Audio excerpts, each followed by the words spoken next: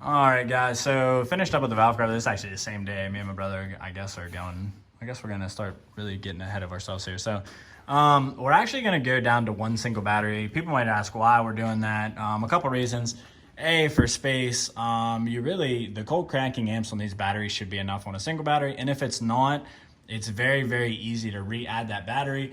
This intake setup is atrocious, and we want to go to a single pipe setup also. And who knows, in the future, this could be a really nice opportunity to potentially go compounds too. So who knows what we're doing, but that is the main reason we're getting rid of this battery right now. We're going back to a single battery, and these are new DieHard batteries, which have 900 cranking amps. So you guys are going to see a lot of trucks online that have compound setups that only have one battery because of the space issue.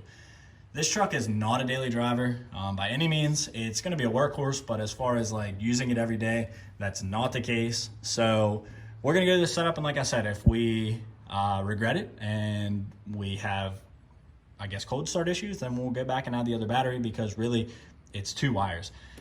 I'm gonna show you, and I'll put it on time lapse and show you guys, but we're gonna have a power wire here that runs across up over the radiator, however you wanna say that. Over here, this will be your power. And the ground, haven't really found that out yet. I'm gonna assume it mounts somewhere to the block, but we're gonna take care of that too. And that's literally it. 2 wires, it should have a hold down on the bottom, and we'll pull it out. So let me get you on time lapse, let me get this battery out.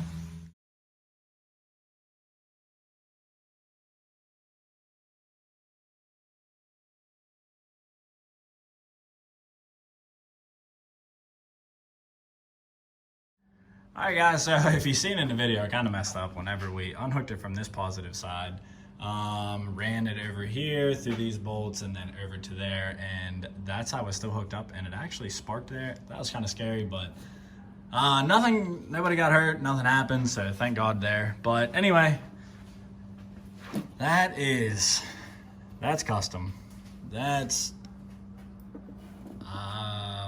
a hell of a bracket that somebody welded up with some angle iron, and it looks like shit, but anyway, we're gonna get that out, and then I'll bring you back to the video and show you how much space we cleared up. All right, guys, so got the battery out, and you can tell that this is far from factory. This is terrible, actually. Whoever built this, you did a terrible job. But anyway, got rid of the second battery, and what I'm gonna do now is, I guess we're gonna try to start it and see if it causes any type of start issues going to a single battery setup. Like I said, piles of people on the internet have compound setups, so I can't imagine it will. And some people say, oh, just wait till the winter time. The truck sits in a garage plugged into a heater, so it really doesn't matter anyway, but you know how the internet is. So let's see what happens.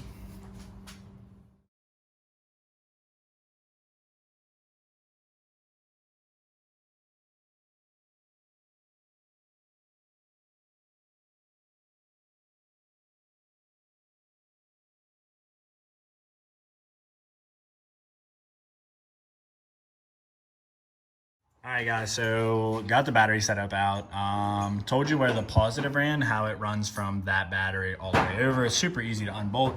The negative, oh man, that's gonna be really bad, but it is right behind that, and it's a, what is it, Jake, 17? Yeah. It's a 17 millimeter. It's kind of a little bit of a pain to get to, but it's just a single bolt. 18 millimeter, I'm sorry, it's an 18 millimeter. Then you unbolt that. And while we were here, we were kind of, like I said, the main reason we want to do this is potentially in the future go on compound setup, intake setup. But while I was here also, I got to check the turbo out, and there is 0 play in the shaft of this, and it has a paint marking on it, so I would assume that this S300 is relatively new, so that's always a good thing. All right, guys, that's one of the shorter videos, but I wanted to show you guys what you need to do if you want to get rid of this battery setup.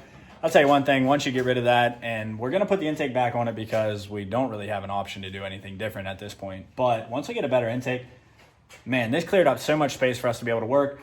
And we are gonna get the air conditioning working back in this. And I mean, just to make the truck, for us personally, we don't need 2 batteries. Not for what we use the truck for, not where the truck sits. If you were in, we're in the Northeast. I guess if you're in like Canada or something where it gets like -40 and you need those cold cranking amps and you can't plug the truck in, I guess, but we can plug the truck in and it sits in a garage. So we don't need it. got rid of it, and it looks a lot better too. So if you're trying to do an aesthetic mod and clear up space so you can work on suspension or put big turbos on it, this is what you need to do. That's it for this video, guys. Short one, but I appreciate all your support. Support those who support you, and until next time, peace.